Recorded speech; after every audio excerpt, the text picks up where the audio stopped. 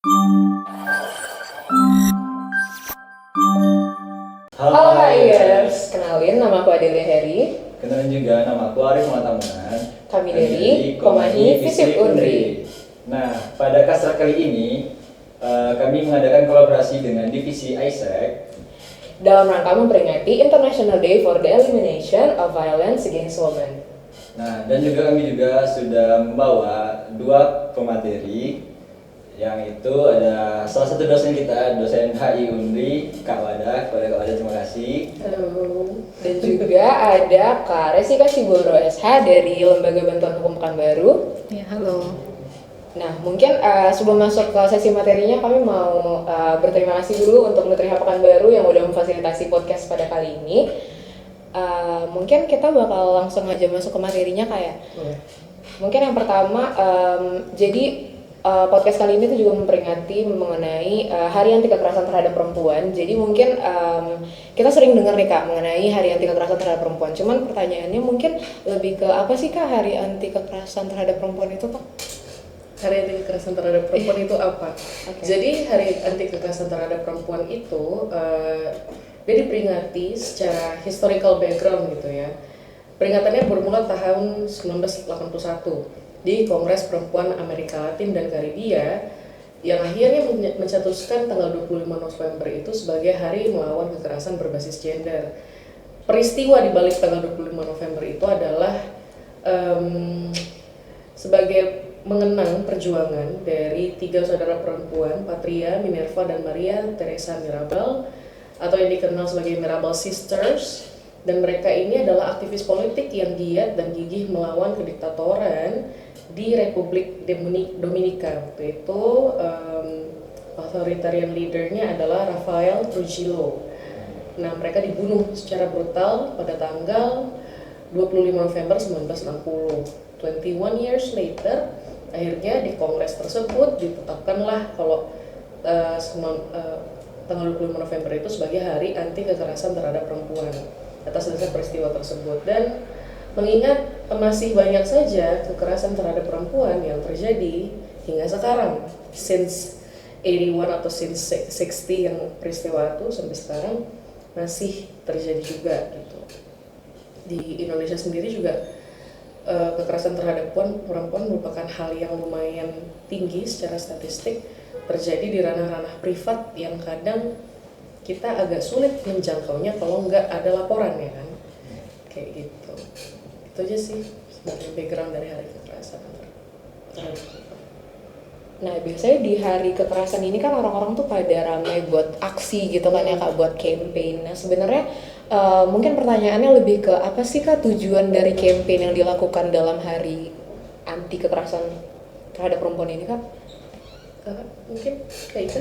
Oh, nyadari Boleh. Oh ya, jadi kalau dari kita memandang itu memang tadi kan sudah disampaikan ini kan sudah berpuluh tahun ya. Jadi kalau di Indonesia itu kalau nggak salah dimulai ini bukan dirayakan ya, diperingati ya sebagai Hari 16 AKTP itu kan itu diinisiasi kalau nggak salah Komnas Perempuan ya tahun 2001 kalau nggak salah. Iya, tahun 2001. Nah, hingga sampai sekarang itu masih dirayakan. Dalam artian ini bukan dirayakan, masih diperingati. Dalam artian ini adalah untuk memberikan kesadaran terhadap kita semua yang ada, khususnya yang ada di Indonesia itu, supaya kita itu memahami, memiliki pemahaman. Jadi ini akan selalu diperingati bahwasanya perempuan hingga saat ini masih terus mengalami kekerasan. Nah, bagaimana supaya orang-orang atau semua orang yang ada di lingkungan kita itu memahami bagaimana agar kita bisa menghentikan atau menghapuskan segala bentuk kekerasan terhadap perempuan. Itu sih kalau tujuan daripada 16A KTP itu lebih kepada memberikan pemahaman, pengetahuan kepada masyarakat. Itu mungkin dari Kak Wada bisa menambahkan. Oke, jadi 16 hari itu kenapa 16 hari? Karena dari tanggal 25 November Hari Anti Kekerasan Terhadap Perempuan dan berlangsung sampai 10 Desember atau ada 16 hari. Itu tujuannya adalah untuk meningkatkan awareness, lalu mensosialisasikan dan mengadvokasikan isu-isu kekerasan terhadap perempuan dan isu-isu hak asasi manusia. Jadi tanggal 10 Desember itu adalah Hari HAM International Human Rights Day, seperti itu. Dan empowerment. Tujuannya juga empowerment atau mendorong perempuan menjadi lebih sadar, conscious terhadap hak-haknya dalam mengambil tindakan untuk melawan kekerasan secara fisik kah, secara mental, psychological kah, ataupun yang secara seksual, kayak gitu. Nah, tahun 2024 ini terakhir aku ngeliat websitenya Komnas Perempuan, temanya adalah lindungi semua, penuhi hak korban, dan akhiri kekerasan terhadap perempuan, kayak gitu. Nah, mungkin kita ke pertanyaan, kenapa sih Kak mungkin kekerasan terhadap perempuan atau mungkin gender based violence ini masih terjadi gitu sampai saat ini? Kenapa masih terjadi? Kenapa ya? Karena kalau permasalahan kenapa itu kan artinya what is the roots of the problem, gitu kan? Kenapa itu masih terjadi? There's a lot of things that can be patriarki, edukasi yang masih lemah, ekonomi yang masih rata-rata perempuan punya kecenderungan untuk ketergantungan ekonomi terhadap pasangannya, atau misal ketergantungan ekonomi terhadap suami atau mungkin bapak atau mungkin pihak yang laki-laki seperti itu. Karena akses dan pekerjaan terhadap perempuan itu juga masih menjadi perjuangan di Indonesia, sebagaimana hak buruh, sebagaimana juga upah gaji kerja perempuan yang jomplang dan lain sebagainya macamnya. Kemudian juga ada power relation.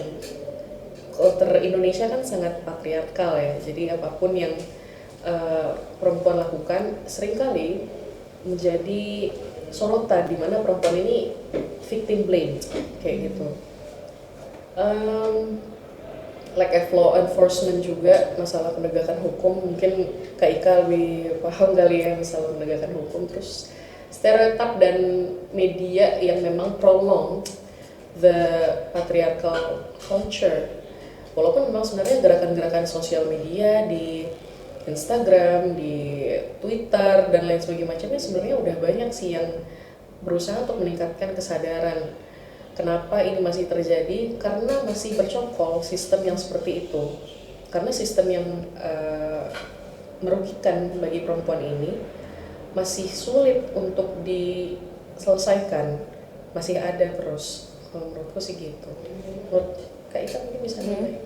Oh ya, kenapa? Memang itu sama yang disebut dengan Kak Wada itu menjadi pertanyaan yang mungkin nggak bakal bisa terjawab ya. Kenapa? Why? Mungkin kita akan melihat beberapa hasil-hasil penelitian dari maksudnya orang yang peduli ini kan sudah disampaikan tadi Kak Wada, itu lebih ke budaya kita sekarang yang ada di masyarakat itu lebih mengkelas duakan perempuan. Itu budaya patriarki. Perempuan itu selalu dianggap kelas nomor 2 dan orang yang primitif, tradisional, seperti seolah perempuan itu dilarang maju. Dan ketika terjadi kesalahan, perempuan akan disalahkan. Itu adalah salah dia perempuan. Kayaknya kita lahir perempuan itu salah gitu loh maksudnya. Ya, logikanya kan seperti itu ya. Jadi seolah kita salah dan pantas kita itu mendapatkan perlakuan yang tidak semena-mena.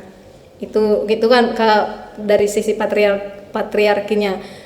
Juga disampaikan Kak Wada bahwasanya dari segi ekonomi, pendidikan, kalau misalnya di budaya kita sendiri, kalau misalnya saya Batak lah ya, yang dijunjung tinggi pendidikan itu misalnya yang diutamakan kan laki-laki ya. Yang ketertinggalan kita yang jadi perempuan ini akan tertinggal karena kita itu dianggap hanya menjadi seorang yang bakal dijual besok. Bukan orang yang ini, orang yang untuk meneruskan keturunan marga di orang Batak. Itu dari sisinya ya. Jadi seolah kita hanya untuk orang yang melahirkan gitu saja. Kalau dari sisi patriarkinya sih tadi. Soalnya secara fungsi biologis ya memang kita melahirkan, benar. kita menstruasi dan menyusui, tapi itu kan hak-hak reproduksi yang memang dipunyai perempuan. Kalau laki bisa kayak gitu, kita juga nggak mau juga sebenarnya, capek gitu kan. Betul. Cuma emang udah kodratnya kayak gitu ya, we accept that. Cuman kenapa ketika kita berat bebannya, kodratnya sebagai perempuan, justru secara hak itu juga masih represi, getting oppressed, itu memang karena budayanya yang menciptakan dunia ini mudah bagi laki-laki. Sesimpel kayak misalnya Ya tapi sebenarnya ini bisa dua pihak juga sih. Antara laki-laki dan perempuan adalah untuk saling berbagi beban itu tanpa harus interfering atau merasa satu dan lainnya tuh di atas gitu. Aku juga kurang setuju sama kayak gerakan yang ingin perempuan lebih superior daripada laki-laki. It's not what we want in my opinion ya. Yang aku pahami adalah ketika misalnya budaya patriarki di mana laki-laki di atas perempuan itu udah tergerus dan kemudian perempuan mendapatkan kesetaraan hak hidup, bekerja, dia mau berkarya, aktualisasi diri dan lain sebagainya macam yang sudah sama dengan laki-laki, menurutku itu sudah berhasil gitu. Cuma sampai sekarang ya memang secara akses ada sih memang beberapa kayak jalur-jalur khusus untuk perempuan, dikasih beasiswa atau apa segala macam. Cuma kadang ya itu keterbatasan informasi, juga kadang dari culture-nya sendiri. Personal experience, saya nggak boleh sebenarnya S2 ke luar negeri karena saya perempuan satu-satunya di rumah saya anak perempuan satu-satunya di keluarga saya, cucu perempuan satu-satunya, ponakan perempuan satu-satunya. Jadi saya mau ke luar negeri S2 itu nggak boleh karena saya perempuan. Tapi kalau misalnya saya laki-laki mungkin boleh-boleh aja karena adik saya pelaut BTW, adik saya keliling dunia. Jadi saya mikir this is something that I need, I endure. Saya rasain juga gitu kan impact-nya dan lain sebagainya macamnya sih. Gitu. Nah jadi setelah mendengar penjelasan dari kedua kakak tadi, saya nilai faktor yang misalnya masih ada dari dulu sampai sekarang itu adalah culture juga. Nah culture ini yang susah untuk diganti karena kita cenderung orang Indonesia tuh terlalu membawa-bawa yang dulu juga. Mungkin itu aja. Apa gitu? Habis itu kita langsung masuk sesi pertanyaan aja. Bebas sih. Ya kalau mau tadi pertanyaannya belum kan? Itu masih bridging ke itu. Regarding sama kekerasan terhadap perempuan gitu. Femisida kalian tahu? Femisida. Jadi femisida itu adalah memang pembunuhan yang ditargetkan kepada perempuan dan biasanya femisida itu dilakukan oleh paling banyak tuh dilakukan oleh orang terdekat, suami misalnya dalam rumah tangga, mantan pacar, mantan suami, mantan gebetan, mantan pasangan kohabitasi atau in liberal way mantan teman kumpul atau kayak mantan teman apa sih serumah gitu loh yang mungkin roommate lah kayak gitu. Dan itu seringkali terjadi di ranah personal kayak statistically kekerasan berbasis gender itu ada 289.111 kasus dan 3.303 diantaranya diadukan ke Komnas Perempuan. Tapi dari sekian banyak kasus tersebut 98%-nya itu adalah di ranah personal. Jadi kekerasan itu terjadi atas dasar emotion, motifnya itu emosi, perasaan dendam, perasaan kayak perasaan bahwa laki-laki itu kayak punya, they have the audacity to oppress the women. Karena secara culture mereka berpikir mereka boleh, mereka mampu. Itu namanya kayak ada relasi kuasa di situ. In my opinion kayak gitu. Kalau menurut dari Kak Ika gimana? Di LBH pernah nggak sih nanganin kasus-kasus kayak gini? Ini tadi, pertanyaan yang mana ini yang femisida dan femisida. Kalau di kita di LBH Pekanbaru memang belum ada femisida. Tapi kalau yang untuk tahun ini kayak LBH Bandung itu memang sedang menangani kasus femisida. Ada mereka menangani pembunuhannya seorang perempuan. Itu mereka tangani. Kalau di kita memang belum ada di LBH Pekanbaru itu sih. Di LBH sendiri, saya penasaran juga ya. Saya tanya nggak apa-apa kan? Di LBH Pekanbaru sendiri kasus kekerasan seksual terhadap perempuan atau yang kekerasan berbasis gender itu ada berapa banyak sih Kak? Kalau untuk tahun ini yang kekerasan terhadap perempuannya, tapi untuk tahun ini lebih banyak kepada KDRT ya, sekitar kurang lebih 20 ada 20 kasus. Cuman itu tidak semua kita dampingi karena ada beberapa pertimbangan yang ini pantas untuk didampingi, ini tidak bisa untuk didampingi karena di LBH itu kan dilihat dari segi bantuan hukum struktural namanya. Kalau misalnya ada kasus yang walaupun misalnya dia KDRT mungkin ya KDRT tapi kemudian mau didampingi di LBH, tapi kemudian itu bisa selesai, misalnya tahap mediasi selesai berarti kan nggak lanjut lagi di LBH. Seperti hal yang seperti itu nggak jadi kita bimbingi. Tapi kalau memang dia komitmen harus misalnya sampai keluar putusan, iya sampai masuk ke ranah hukum, itu didampingi LBH seperti itu. Saya juga melihat pattern kalau kekerasan seksual atau kekerasan berbasis gender terhadap perempuan itu seringkali di kepolisian pun lebih prefer untuk diselesaikan dengan cara kekeluargaan, dengan cara damai. Tapi saya sendiri nggak tahu sebenarnya letak damainya di mana gitu.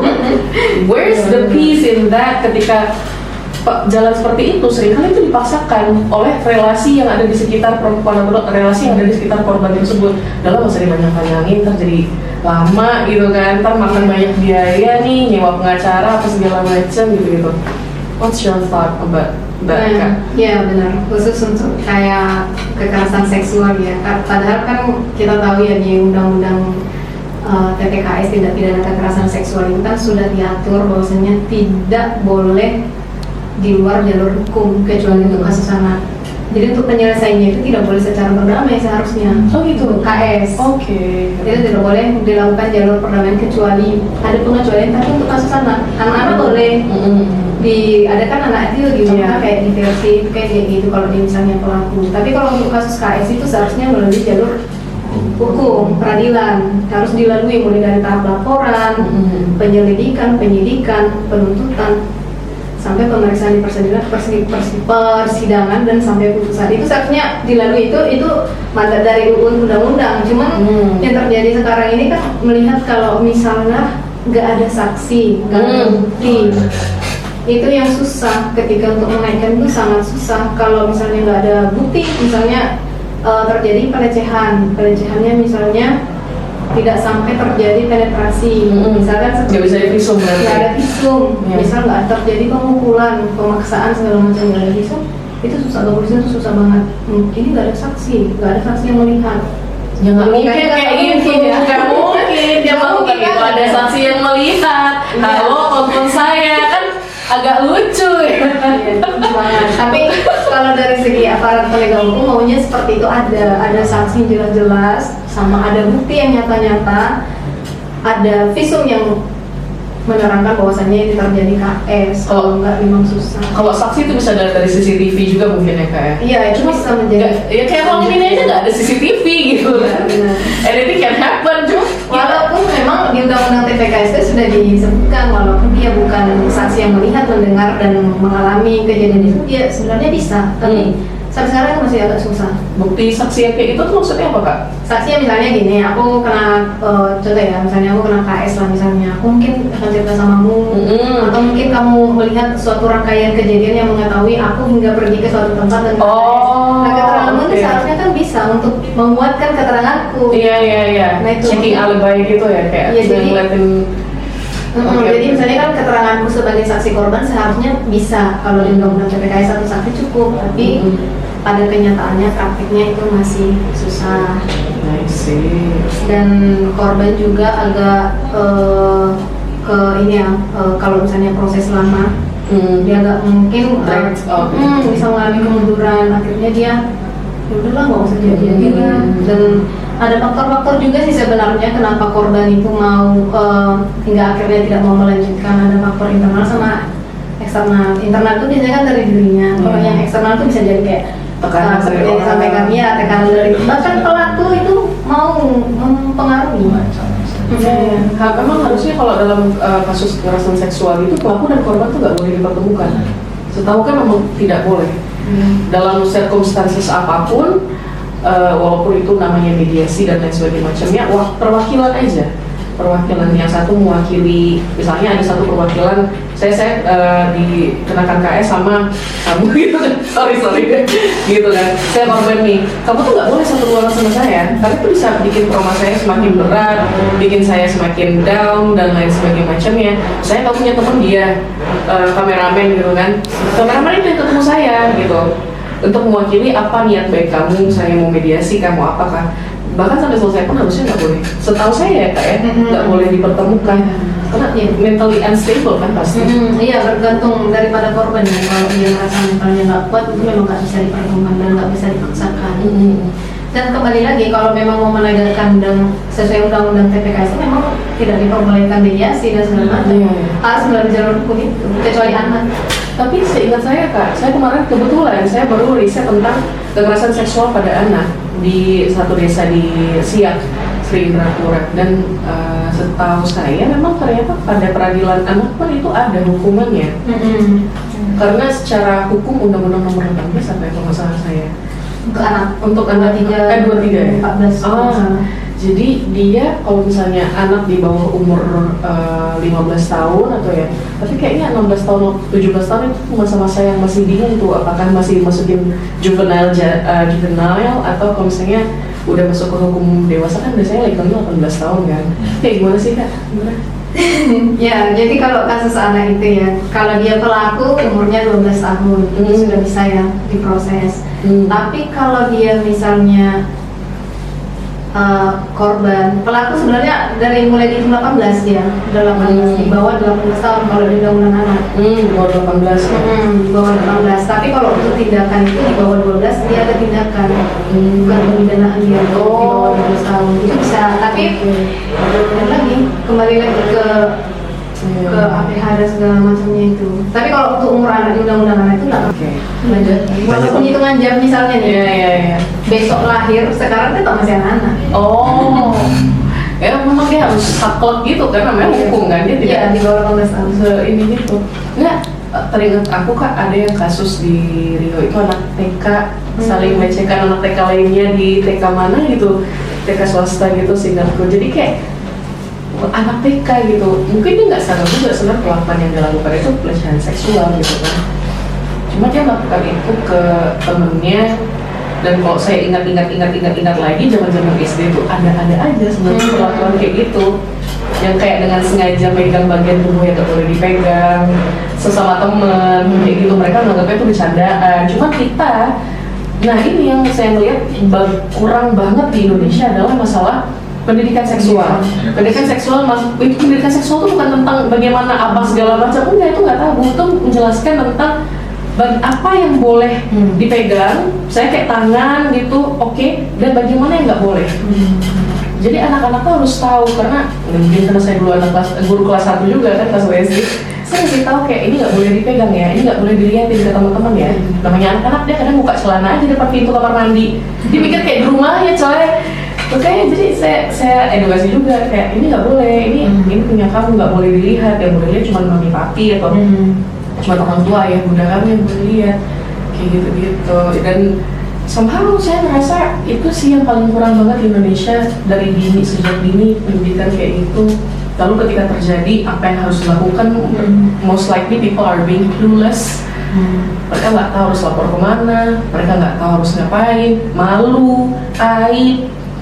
Itu yang saya kemarin yang bahas soal kekerasan seksual terhadap anak itu di Siak itu kemarin ada satu ibu-ibu yang cerita kayak ternyata saudaranya kena pelecehan seksual, anak-anak masih umur SD, kelas 2 SD atau kelas 3 SD, dan ternyata dia itu dijauhin sama satu kampungnya gitu. Jadi dia cerita kayak saya tuh merasa saya dijauhi sama warga sekitar sini, padahal harusnya ini kan korban, ini harusnya dia tuh didukung. Yang lecehkan lagi-lagi lingkungan keluarga. Karena dianggap aib ya kan? Dianggap aib, dianggap hal yang tabu, and that's something that we should change. So, kadang untuk kita tahu nih, untuk hukum, untuk susahnya kita mendapatkan keadilan mengenai kasus-kasus kayak gini tuh kadang membuat kita mungkin sebagai perempuan tuh mikir kalau misalnya terjadi hal-hal kayak gitu sama kita justru kayak lebih ke menarik diri dan kayak gak usah deh gitu kan. Justru ada stigma kayak gitu yang malah kita buat kayak gak usah deh kita justru permasalahan ada, karena kayak susah untuk kepolisian juga kayak tadi yang kayak kalau dijelasin kan panjang banget prosesnya dan banyak yang mereka minta sebagai bukti gitu kan. Terus mungkin pertanyaan aku lebih ke gini sih kak, apa sih yang harus kita lakukan kalau justru hal itu tuh datang ke kita? Apa aja? Mungkin kayak step-stepnya yang harus kita lakuin gitu. Mungkin kakak sebagai di LBH mungkin biasanya gimana gitu untuk melakukan hal ini? Oke, apa yang harus kita lakukan ya? Jadi yang sebelum sampai ke sana itu mungkin kita itu harus tahu dulu apa sebenarnya terjadi pada diri kita. Kemungkinan saja orang nggak mau melapor karena dia nggak tahu itu adalah pelecehan. Iya. Bisa saja mungkin dia nanti akan tahu setahun kemudian. Kemudian. Nah itu nanti sekarang itu tugasnya kita, misalnya yang pertama bagaimana kita memberikan pengetahuan kepada orang-orang itu bahwasanya ini adalah misalnya pelecehan, ini adalah KS, ini adalah kekerasan, dan ini seharusnya tidak pantas untuk kita diamkan, misalnya seperti itu. Nah, jika memang sudah terjadinya, yang pertama kita lakukan cerita, itu lebih bagus, cerita dengan orang yang bisa kita percaya. Karena dengan cerita, kalau cerita itu bisa menjadi suatu kayak gimana ya? Suatu kayak untuk menguatkan nanti keterangan kita yang sesuai dengan undang-undang TPKS tadi ya. Yang kemudian kita bisa mendokumentasikan. Misal kalau misalnya ada dipukul, bisa kamu foto, atau kalau sudah tahu misalnya itu bisa langsung visum, tidak harus menunggu laporan ke polisi, bisa langsung visum ke Rumah Sakit Bayangkara. Bisa juga langsung ke rumah sakit, kalau misalnya belum tahu visum bisa ke rumah sakit, pembuatan ada dokumentasi bahwasanya kamu hari ini terjadi pemukulan misalnya di bagian apa, itu memar segala macam, kan ada keterangan itu nanti kalau misalnya dibutuhkan sewaktu-waktu. Yang kemudian itu kalau misalnya kita sudah mengetahui ada langkah hukum, bisa kita melapor langsung, boleh langsung melapor ke polisi. Kalau misalnya tahu LBH juga atau organisasi lain yang bisa mendampingi mengumpulkan bukti kalau misalnya memang, tapi kadang kayak gitu Kak, orang itu nggak sadar kalau dia sudah dilecehkan kan. Dia nggak sadar kalau misalnya dia sudah disakiti, dianiaya. Bahkan kadang ada yang memang atas dasar cinta lah, so called, lalu itu diampuni, dimaafkan, dan kita nggak bisa maksa Kak, kadang kayak gitu tuh, walaupun kita udah ngasih tahu berbuih-buih itu kok dia melakukan kekerasan sama kok nggak apa-apa, nanti dia berubah, tapi kayak kapan gitu, aku yang ubah bonyokan gitu kan. Cuman kayak gitu, sometimes menyadarkan inner consciousness tentang hal itu juga harusnya bisa terjadi, bisa dimiliki sama setiap perempuan, baik bukan cuma perempuan, laki-laki juga sih, kayak lebih ya kan seringkali dalam kasus-kasus kekerasan seksual yang disalahin perempuannya, kalau nggak bajunya, kalau nggak apa namanya perilakunya, atau mungkin kayak dan lain sebagainya macamnya. Enggak juga, orang pakai baju panjang, pakai jilbab, pakai hijab, pakai niqab sekalian pun bisa kena catcalling, bisa kena pelecehan seksual di masjid. Pernah nggak lihat yang di Instagram, kayak aku ngeliat beritanya tuh shock, orang lagi sholat coy, lagi sholat terus dipegang bagian bokongnya. Aku kayak ini emang real pelecehan seksual tuh, emang orangnya, pelakunya aja nggak ada otak. Dan seringkali apa yang mau disalahkan dari dada lagi sholat? Lalu disalahkan harusnya perempuan sholat di rumah. Iya, tapi kan bagaimana kalau misalnya dia lagi safar, lagi dalam perjalanan, lalu dia sholat di masjid, ya dia sholat gitu loh, kenapa dia disalahin? Kan jelas pakai mukena ya. Jelas pakai mukena ya, kayak aduh. Dan mental kayak gitu ada aja, tuh biasa ada aja. Aku ngeliat komen-komen kayak gitu, kayak makanya perempuan tuh harusnya sholat di rumah aja, kayak kau yang harusnya nggak usah megang gitu. Aku tuh kesel. Cuman kayak yang kayak gitu tuh, makanya laki-laki juga perlu diedukasi masalah ini. In my honest opinion, yang paling perlu diedukasi laki-lakinya. Jadi Rip, kau sebagai laki-laki di sini. Ada satu dua lagi. Gitu sih. Kalau misalnya di lingkungan kampus tuh Kak terjadinya hal-hal kayak gitu, kita tuh harus ke dosen kah atau kemana gitu? Kalian kan punya divisi ASR. Sebenarnya masuk ya? ada aja. Gimana Rip? Kalau gitu kan seharusnya ada pengaduan. Kami juga sebagai divisi advokasi sudah menyediakan beberapa tempat pengaduan, ya itu bisa anonim, bisa secara personal juga pada beberapa anggota kami juga. Nah dari situ kami juga bakalan nilai juga bagaimana kami memandang kasus itu. Betul tadi yang kayak dibilang Kak Iska bilang tadi, perlu ada dulu, pengumpulan bukti-bukti juga kalau misalnya terjadi kayak gitu. Nah, kami juga sebagai advokat pastinya membantu korban, membantu dalam penyelesaian kasusnya. Bisa kalau di kampus itu ada yang namanya Satgas, PPKS. Jadi kami sebagai penyalur yang membawa kasus itu ke sana, nanti yang menilainya Satgas juga ada. Itu. Ya paling itu sih ya, kalau misalnya memang ada figur atau authority dosen yang dipercaya. Karena kan kadang ya kita lebih dekat sama temen kan, tapi kalau misalnya temen mungkin dirasa tidak punya ada kuasa atau misalnya kayak relasi apa, bisa ngomong ke entah mungkin ketua jurusannya, entah mungkin ke sekretaris jurusan, atau mungkin ke dosen siapa gitu yang lebih dosen yang kalian rasa lebih nyaman dan bisa dipercaya ya untuk bisa diceritain kayak gitu. Karena sebenarnya hal-hal yang kayak gitu memang harusnya jadi confidentiality atau kayak memang asas menjaga rahasianya itu harus dipercaya lah gitu semua orang yang memang bisa menjaga kerahasiaan kasus tersebut gitu. Itu sih, karena kan kita juga kadang mau nuduh pelaku, dia masih terduga pelaku kan, jangan sampai merusak nama baik, jangan sampai juga kayak misalnya nanti yang korban sudah kayak saya nama baik korban dan pelaku sama-sama dijaga gitu dalam proses itu sih. Oke, jadi kami juga udah ngumpulin beberapa pertanyaan yang diisi melalui question box yang udah disebar sama teman-teman dari divisi ASR dan divisi riset. Mungkin kita langsung masuk ke pertanyaan pertama Kak ya. Pertanyaan pertamanya, Kak, kenapa ya cowok tuh suka banget catcalling? Aku sering diajak apalagi sama abang-abang. Padahal aku tertutup banget, pakai masker, pakai jaket, pakai sarung tangan, nggak kelihatan. Selain itu aku juga punya beberapa pengalaman terkait kekerasan seksual. Aku jadi waspada banget sama cowok. Walaupun aku tahu kalau gak semua cowok tuh kayak gini, tapi sedih aja gak sih Kak? Kita harus takut dan waspada tiap saat. Maaf jadi curhat Kak. Ya nggak apa-apa, aku maafin. Abang-abang tuh emang kadang, tapi tidak semua abang tuh begitu. Kalau nggak apa-apa ya. Kak Ika atau aku dulu? Aku dulu mulai. Oke. Catcalling,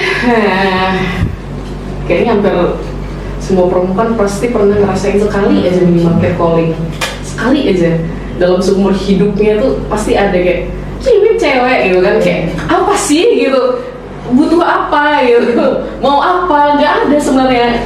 Kadang hal itu menunjukkan kalau perempuan itu kadang sering jadi objek, diobjektifikasi, objectifying women based on the sexual attractiveness or whatever it is.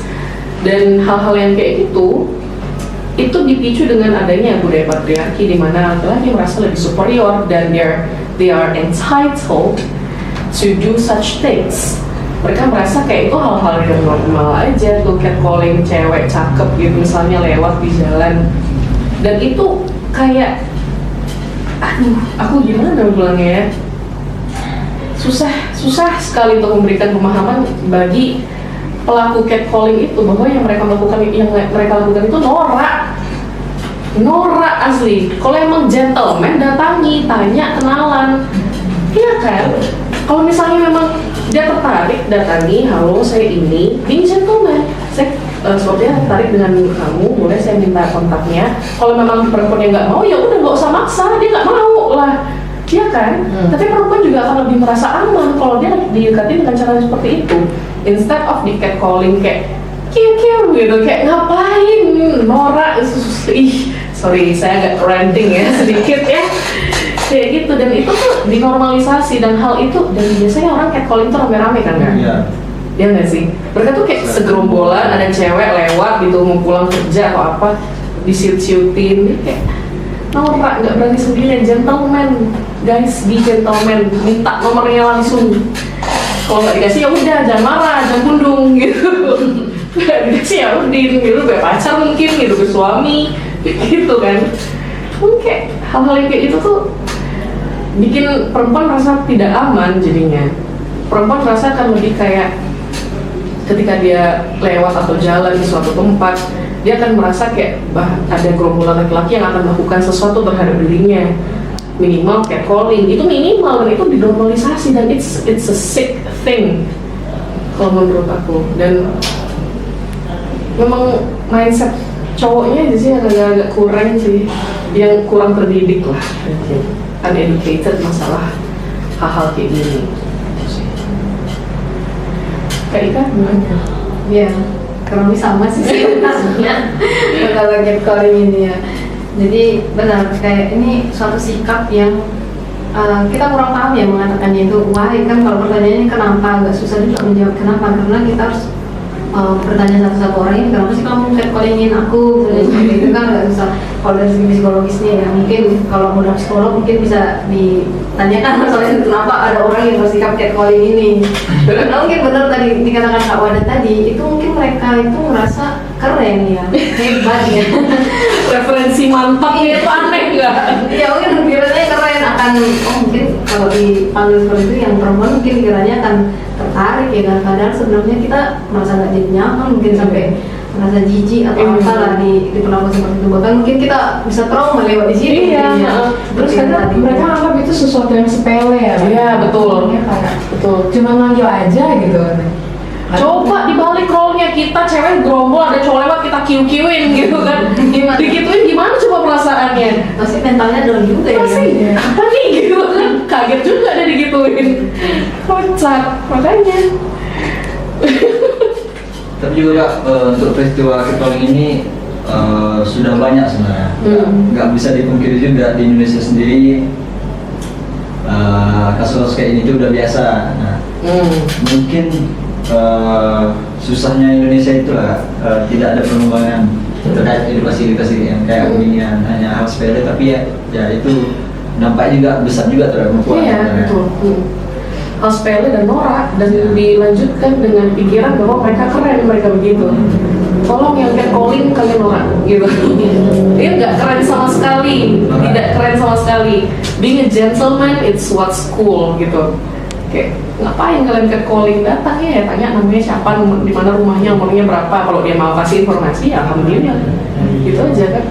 Kalau enggak ya udah terima kasih, banyak cewek lain kok, santai aja lah. Repot heran aku kadang ya. Mungkin lanjut pertanyaan kedua ya. Boleh. Pertanyaan kedua, kan Indonesia negara yang mendahulukan laki-laki daripada perempuan. Bahkan korban sering disalahkan. Kakak susah nggak sih untuk mengubah pandangan yang seperti ini di Indonesia? Kan dulu deh. Jadi mengubah ya, jadi ini kayak bukan sebuah lagu dari, kalau pernah nonton Ilyasa, I want to change the world. Aku gak ingin merubah dunia ibaratnya, ini paling susah ya. Iya. Susah banget karena dari ujung timur sampai ujung barat Indonesia itu hampir semua itu patriarki. Yang tadi kita bicarakan di awal ya Kak Wada.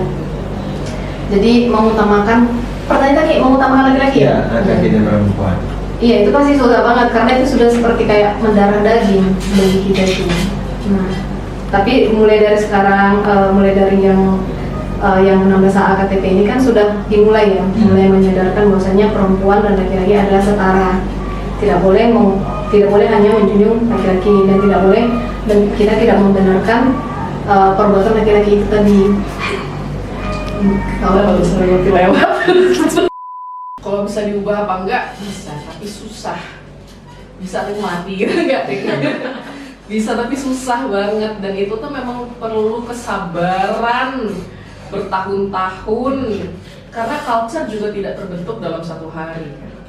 Culture yang patriarkal tersebut juga terbentuk ratusan ribuan tahun lamanya, sampai akhirnya masih kayak gitu. Dan proses untuk menyadarkan itu, untuk memberikan critical theory atau misalnya kayak liberating the women's right, itu juga perlu waktu yang lama. Yang paling penting adalah pendidikannya dulu, pendidikan terhadap laki-lakinya, pendidikan terhadap dari usia dini, kemudian juga bagaimana perempuan dan laki-laki sama-sama mengetahui haknya sebagai manusia. Kemudian juga peran perempuan dalam politik dan pemerintahan itu juga akan works dan membantu sekali untuk advokasi dan memberikan jalan terhadap aspirasi perempuan di Indonesia. dukungan dari masyarakatnya, dan sebenarnya ya kesadaran diri sendiri sih. It starts from ourselves, baik sebagai perempuan apapun laki-laki, karena laki-laki kan pasti punya ibunya perempuan, saudaranya perempuan, adik kakak segala macamnya perempuan, pasangannya juga ya mungkin perempuan, mungkin nggak tahu ya saya kalau kamu perempuan gitu kan, alhamdulillah gitu. Jadi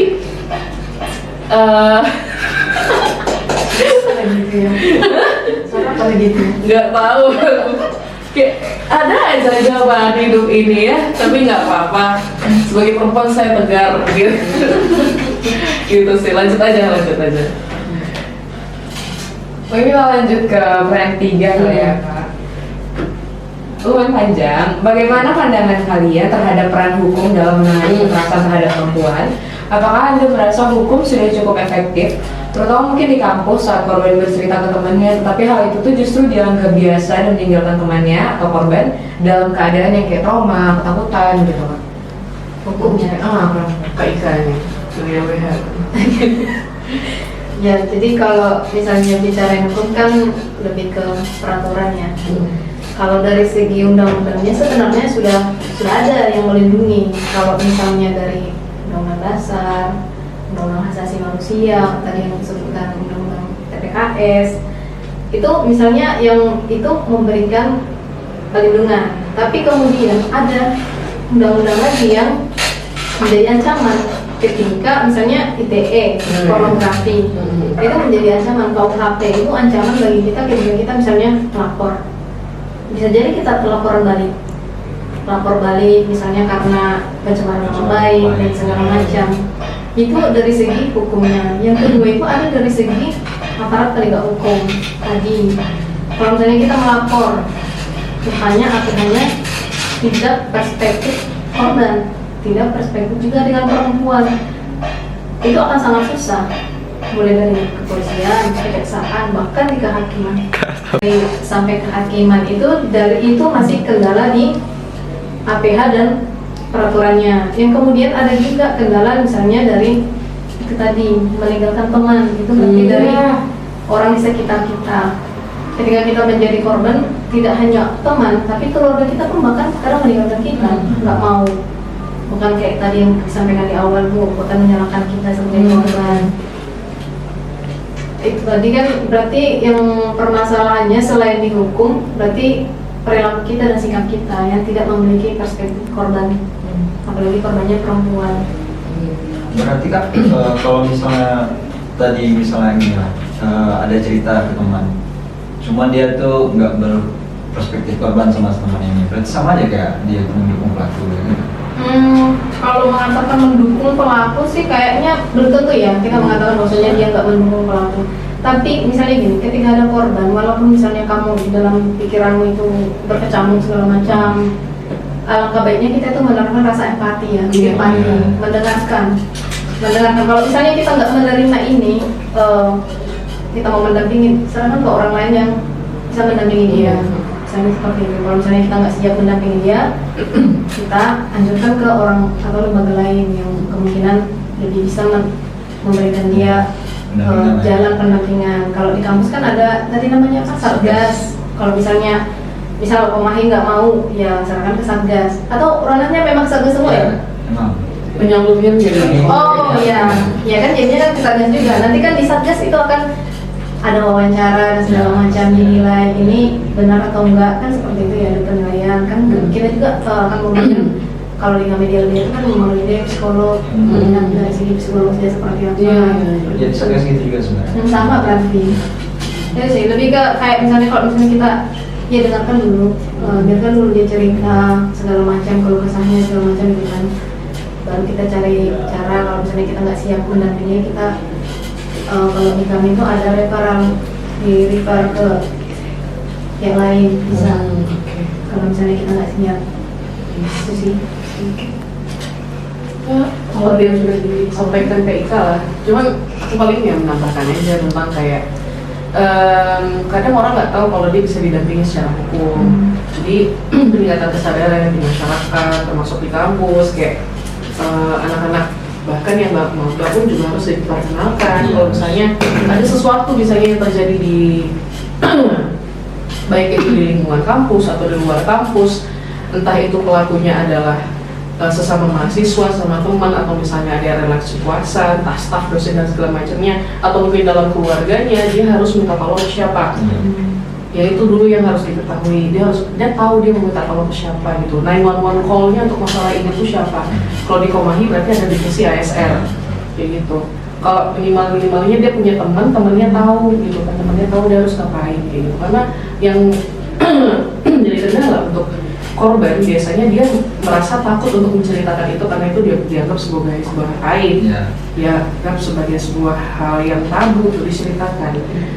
Dan ya itu tadi, berpihak kepada korban dulu, at least empati, walaupun tetap saja dalam kasus orang yang merasa bahwa dia adalah korban, kita juga perlu cari fakta, fact checking juga kan. Apakah memang benar itu yang terjadi. Kita harus dengar dari dua belah pihak. Kita juga dalam menangani kasus kekerasan seksual kan juga harus fair gitu. Kita berpihak kepada korban, itu betul, cuman kita juga memberikan kesempatan pada pelaku untuk menjelaskan dan bagaimana nanti penyelesaiannya itu sepanjang hukum yang berlaku aja sih gitu sih.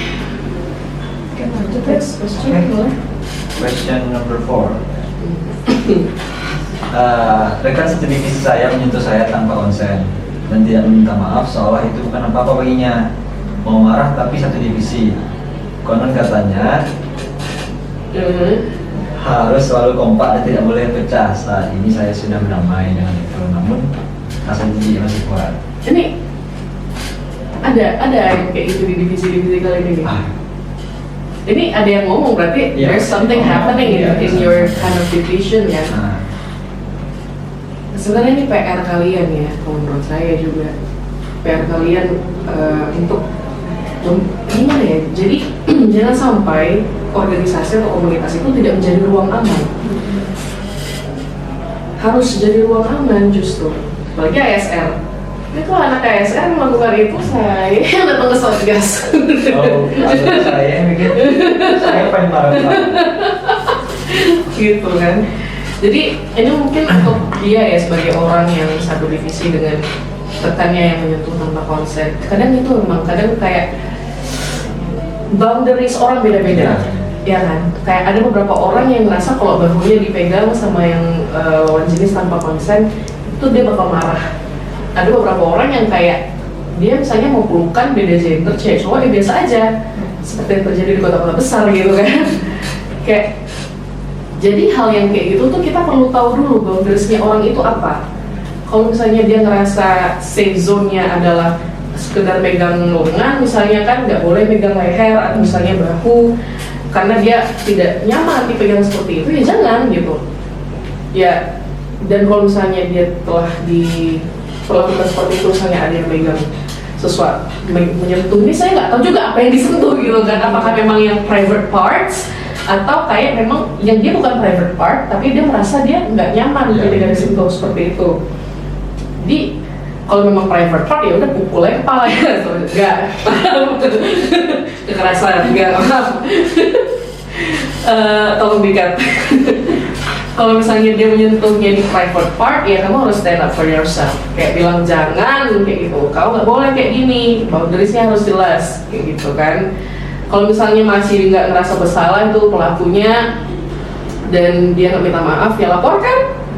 Contohnya ASR punya Satgas, punya LBH, lapor, banyak jalan untuk lapor. Dan jangan takut karena kalian juga akan didampingi, akan diperhatikan juga di jurusan maupun di divisi Komahi tersebut. Dan asking for support itu penting. Jadi jangan merasa kalau kalian adalah Wonder Woman yang bisa memegang semua kesulitan hidup sendirian. Ceritalah gitu. Dan orang yang dijadiin cerita juga dengerin pakai empati lah. Gitu.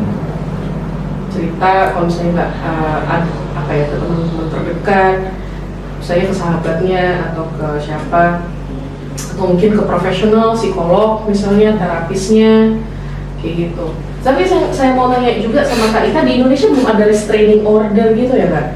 Kayak perintah untuk nggak boleh mendekat dalam jarak berapa gitu. Biasanya kalau di luar negeri suka ada tuh kalau yang stalker gitu, dia dikenakan restraining order 2 tahun gitu, nggak boleh melewati daerah ini gitu segala macam. Oh, kalau di kita sih sepertinya belum ya, atau mungkin aku nggak tahu ya. Tapi sepengetahuanku sih belum. Nah, kayak terkait yang tadi yang ini, kalau konsen itu kan dia berlaku kalau untuk umur dewasa.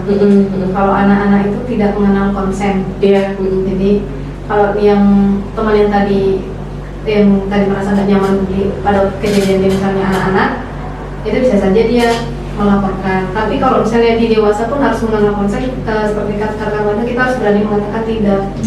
Kita harus ada hak untuk mengatakan tidak. Jadi karena dengan mengatakan tidak itu menjadi sesuatu itu jelas gitu.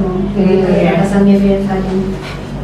Tapi kalau yang tadi apa tadi restraining order itu belum, saya belum pernah dengar di Indonesia. Bakal work, soalnya di Korea kan banyak tuh kasus-kasus stalking, stalker idol gitu, lalu mereka dikasih restraining order, mereka nggak boleh mendekat dalam jarak 100 meter atau berapa ratus meter gitu di si orang yang dilindungi itu. Kalau misalnya mereka melanggar itu, mereka bisa dipolisikan, bisa dipenjara segala macam gitu. Kayak bagus juga ya bisa ada itu sih. Itu pakai aplikasi order? Enggak, dari kepolisian. Dari kepolisiannya. Iya, jadi kita misalnya ada suatu kejadian stalking nih, kita di stalking nih, dibuntutin sampai parah lah. Jadi kita lapor polisi dan memang kelihatan dari CCTV dan segala macamnya gitu kan. Aku kebanyakan nonton drakor polisian Korea sepertinya. Kelihatan dari situ nanti bisa dikeluarin restraining order, berarti si stalker itu nggak boleh mendekat lagi. Tapi kalau itu masih terjadi, maka dia akan ditahan karena dia sudah ada restraining order. Oke, itu semacam kayak penguntitan gitu ya, Pak? Penguntitan. Kalau di kita kalau nggak salah belum bisa. Aku nanya Aaron belum misalkan ya? Belum misalkan undang-undang untuk penguntitan. Ya. Tapi ada rencananya. Ada ya, alhamdulillah. Bagus juga ada restraining order. Tapi kalau isinya aku belum tahu ya, isinya apakah ada pembatasan seperti itu. Yang penting ya, kalau kamu masih ketemu sama orang yang bikin trauma di set sosial, di pertemanan, jauhin aja. Jauhi orang yang membuat kamu trauma, itu lebih penting daripada judgement sosial. Gitu. Bukan artinya nggak mau kompak atau nggak mau, ini biasa kan anak-anak organisasi kita harus solid guys gitu. Solid ya solid, cuman tiap orang kan pasti punya apa ya, punya preferensinya masing-masing. Tapi tentu saja dia dalam organisasi harus profesional. Ya kalau, dan kalian kan juga bisa bikin pertimbangan, kayak misalnya orang itu nggak harus kerja satu divisi sama orang yang melakukan hal tersebut. Kayak gitu kan, kalau misalnya kalian tahu kasusnya, mungkin bisa pindah divisi atau nggak usah dibikin satu grup supaya nggak mengganggu dinamika yang ada di dalam organisasi juga gitu. Itu sih. Oke, pertanyaan selanjutnya mungkin ini lebih ke playing victim nih Kak, soal playing victim.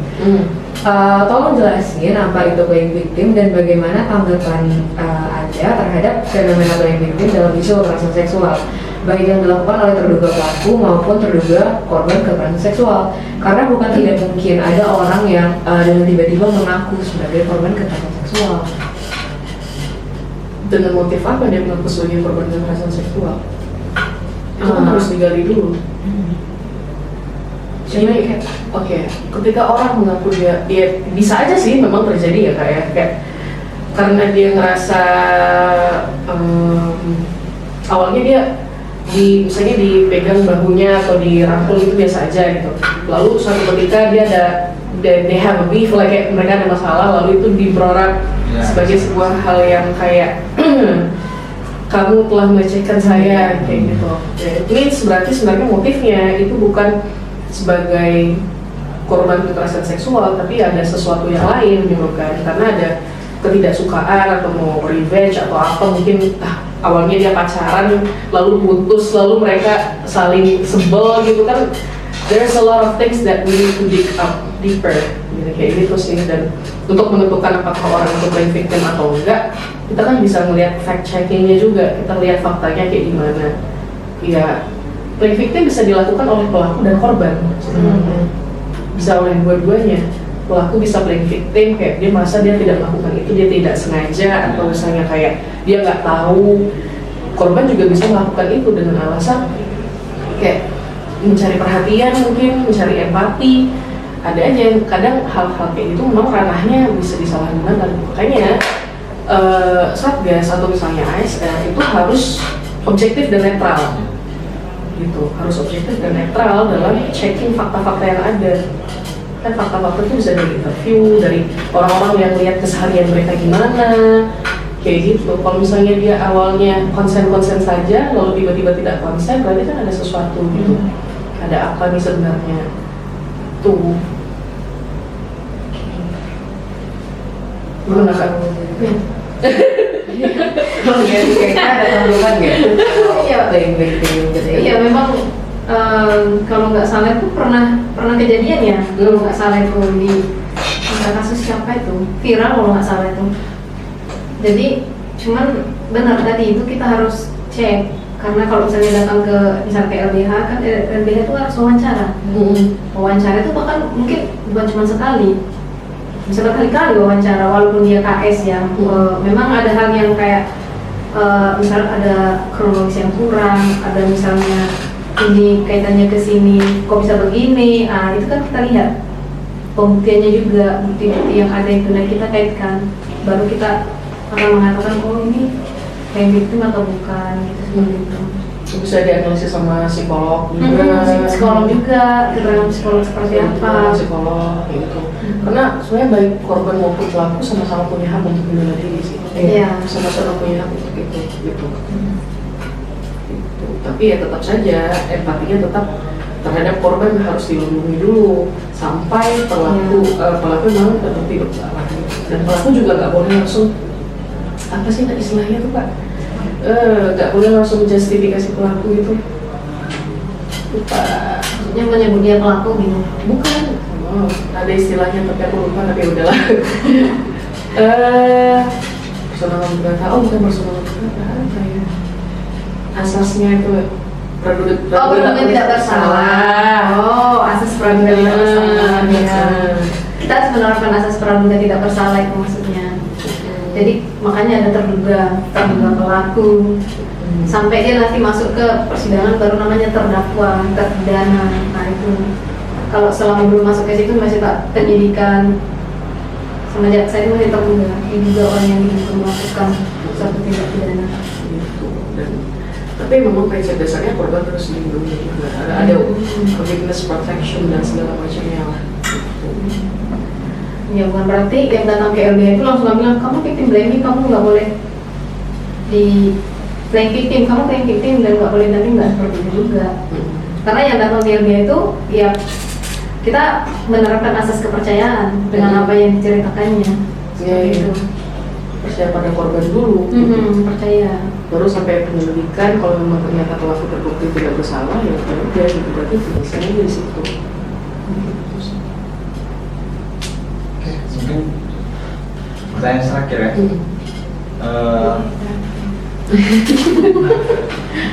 Mengapa untuk mencegah kasus KS itu perempuan itu harus menjaga diri namun laki-laki tidak dibatasi?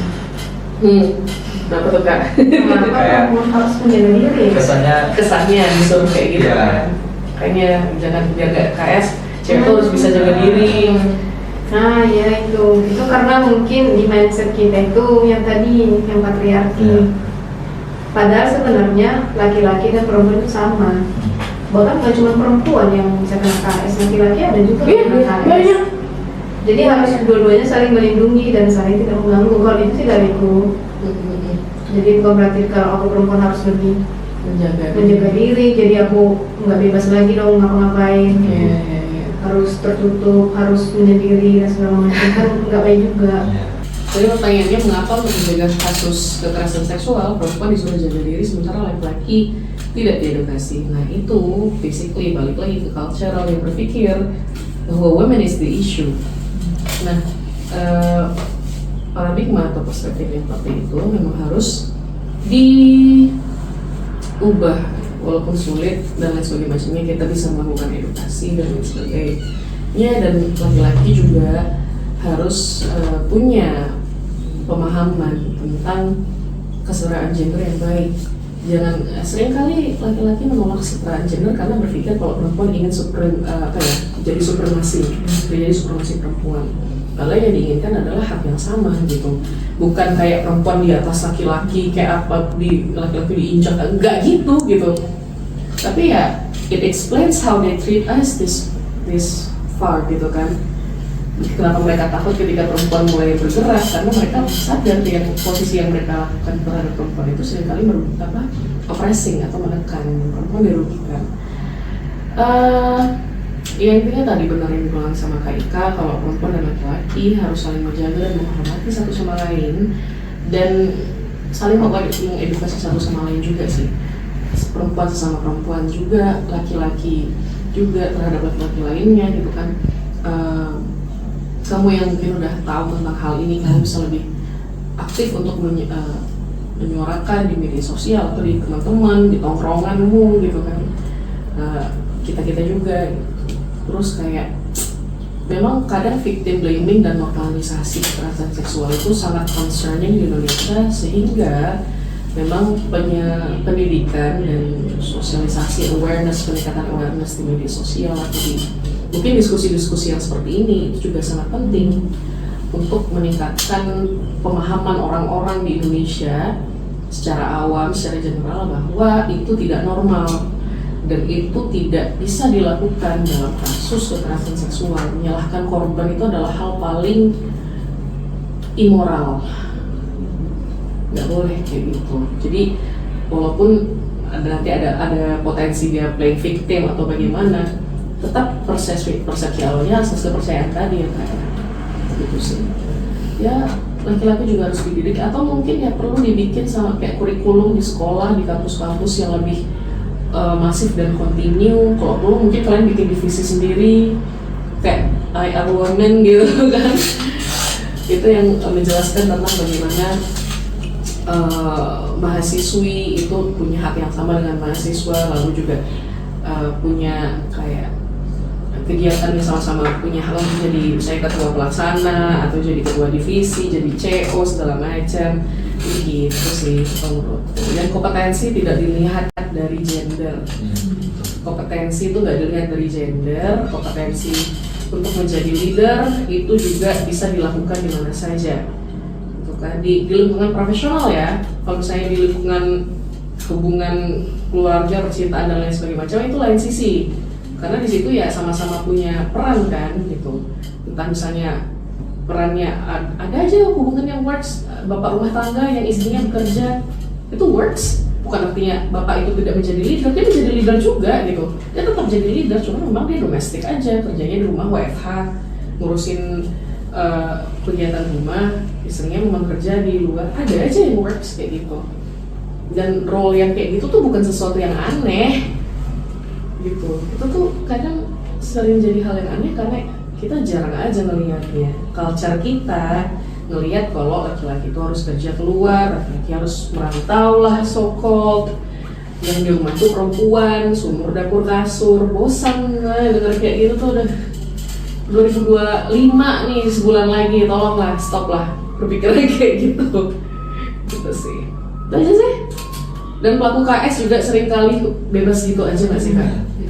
Pelaku KS tuh kayak apa ya, law enforcementnya tuh gampang lolos banget gitu. Dan harusnya mungkin memang dikasih hukuman yang lebih berat seharusnya supaya tidak terjadi lagi. Gitu sih. Ada lagi? Kalau tadi pertanyaan terakhir. Pertimbangan juga dari teman-teman Komahi. Mungkin mereka ada closing statement dari Arif sebagai koordinator mungkin yang memang concern sama hal-hal kayak gini. Mungkin sebelumnya aku mengucapkan terima kasih dulu kepada kedua pemateri kita telah menyampaikan beberapa materi yang sesuai dengan apa yang tema kita bawa hari ini. Terkait tentang kekerasan seksual, sebenarnya ini harusnya sebagai penjelasan juga kepada seluruh masyarakat, bukan hanya mahasiswa aja, agar mungkin kita dapat keamanan, nggak ada kita hidup dalam ketakutan. Semoga dengan apa yang telah kita sampaikan hari ini dapat Meningkatkan awareness lah ya. ya meningkatkan awareness kepada seluruhnya. Ini itu aja dari aku. Wes mantap. Oke, gitu aja teman-teman semuanya. Sampai jumpa di kasal selanjutnya atau gimana? Nggak ada kayaknya salah selanjutnya. Kenapa nggak ada? Ada lagi dong. Kalau saya yang edisi YouTube ini nggak ada. Oh. Di Spotify yang itu nggak. Boleh. Gitu aja. Terima kasih teman-teman semuanya. Ya, semoga semua perempuan Indonesia semakin aman dan terlindungi dari kekerasan. Amin. Amin.